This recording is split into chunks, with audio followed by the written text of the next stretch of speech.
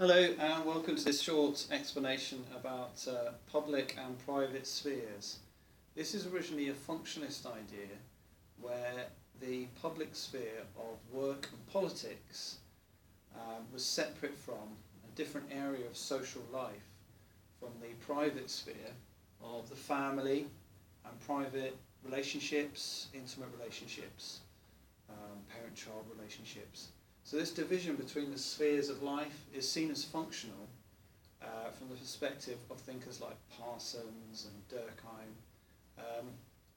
Parsons and Bale talk about the instrumental role and the expressive role. The instrumental role has developed for males where they're a leader in terms of breadwinning and economic support, because the needs of society include economic needs, and males are better suited biologically to the social role that includes. And females are better suited to the expressive leader role, which means they take leadership in the area of managing emotions. And they're seen as better suited to that biologically. That includes the roles within the household. The functionalists argue that this is because this division between males and females in social roles has developed over time as a result of the physiological burden of reproductive work being taken by the female. So they argue that childbearing, carrying the child, is a form of work. The labour itself, labour means work, and child rearing, the actual work of bringing up the child, socialising the child, and also working with the husband and supporting them emotionally when they return home from work, outside of the home. The functionists argue they see both types of work as equally important, instrumental work and expressive work, but just naturally different. The feminists see this division between the public sphere and private sphere. Initially, the suffragettes, in the first wave of feminism, they accept that they want to change work and politics by giving women the opportunity to work, which they did not previously have, and women the opportunity to vote, suffrage, which they did not previously have.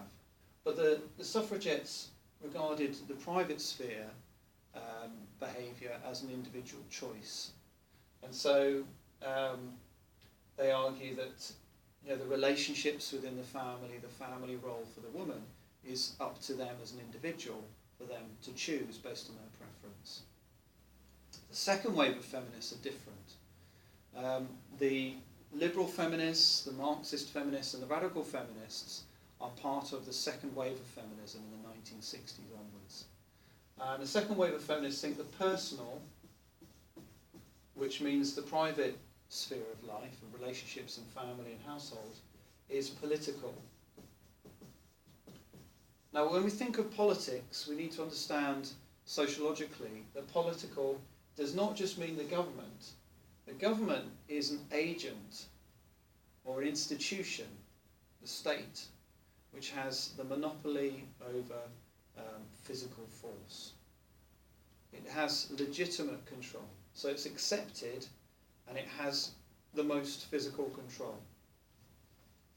And the government is just an expression, also known as the state.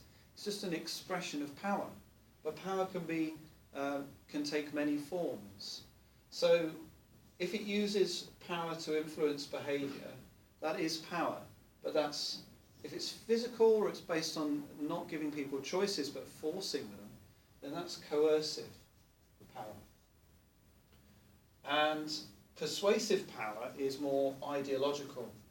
So in other words, it's about the beliefs, the ideologies or belief systems of life and society. So there's persuasive power, advertising, but also we are persuaded that the government is doing the right thing when they vote on an issue. It persuades us of their legitimacy, so we believe that they are accepted. And political power is based on democracy in this society, in the UK, the concept of democracy anyway, which is that people are able to have an influence more than an individual. Whereas monarchy would be one leader who has ultimate power. So in our system in the UK, we just say that the Queen is a figurehead. She's just a symbol or a label. But the real power, although she can sign off the bills by the government, but the government have to decide on the bills, and she just really rubber stamps them. But politics is more than the state. Politics is the expression of power, which can be coercive or persuasive. There's different faces or forms or expressions or modes of power. And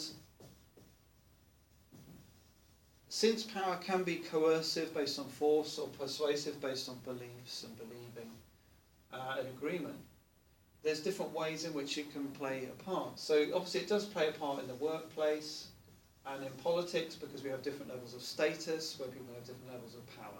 In the workplace, people have, managers have more power than workers. Employers have more power than employees. They're able to influence things more. The private sphere can be seen as an area of personal life which is still political, because there's still power relationships, because men coercively force their women to conform. According to feminists, 25%, a quarter of women experience domestic violence. All women, regardless of their way of life or regardless of their background in terms of class, the radical and liberal feminists emphasise all women, as a result of patriarchy, experience violence. Persuasive power, women are persuaded by the culture of femininity, and this keeps men and women separate and keeps their roles separate, in a clear division of labour between the public sphere for the man and the private sphere for the woman. But if this is purely cultural, the feminists are saying that it's socially constructed, whereas the functionalists see it as biologically determined. The feminists say it's socially constructed. So you have to have that clear demarcation or distinguish between those two headings: biological determinism, functionalism, and the new right. We have naturally different social roles. Social constructionism, feminism, and other theories like Marxism, that society creates consciousness. In other words, it's our context, it's the structure, it's the culture of society that creates the way we think. And so we are socially constructed. A society creates us. Society creates the I. Society creates the identity, the way of seeing myself. And from that perspective, it's taking away from our humanity rather than benefiting or suiting its needs in terms of natural male and female differences. It's purely giving us an identity which wasn't there before, and it's purely arbitrary.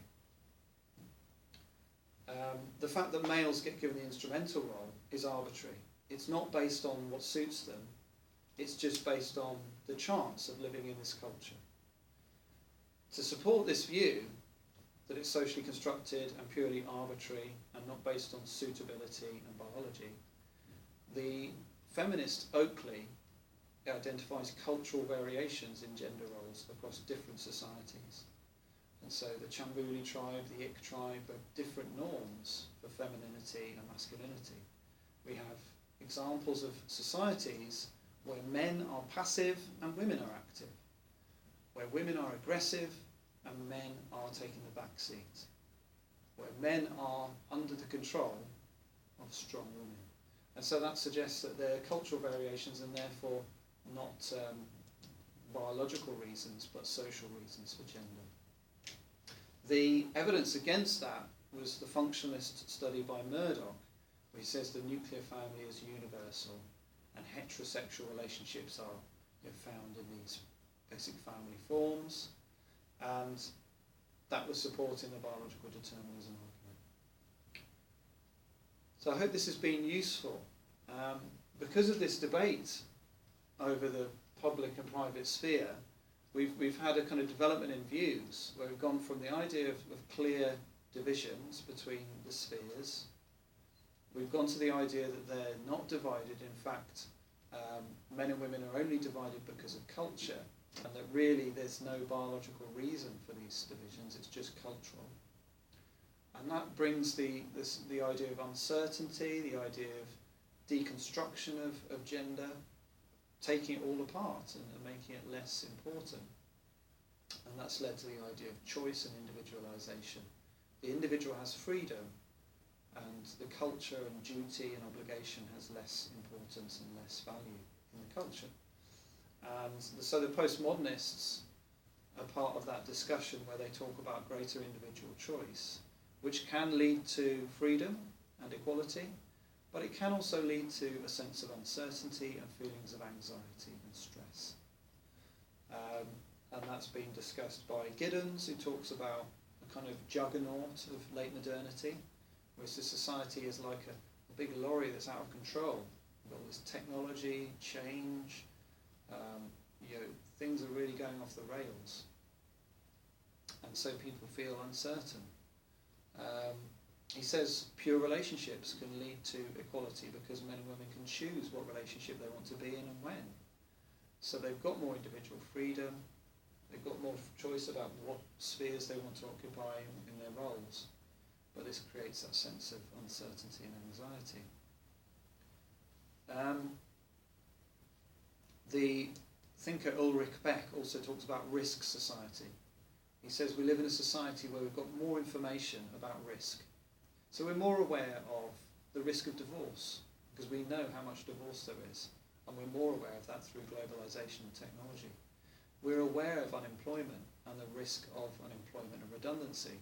And with globalisation and technology, we're aware of global labour markets, the fact that our work may be outsourced online to Asia, to global labour markets in other places, where there are cheaper workers, and the fact that as a wage slave we don't have a secure position.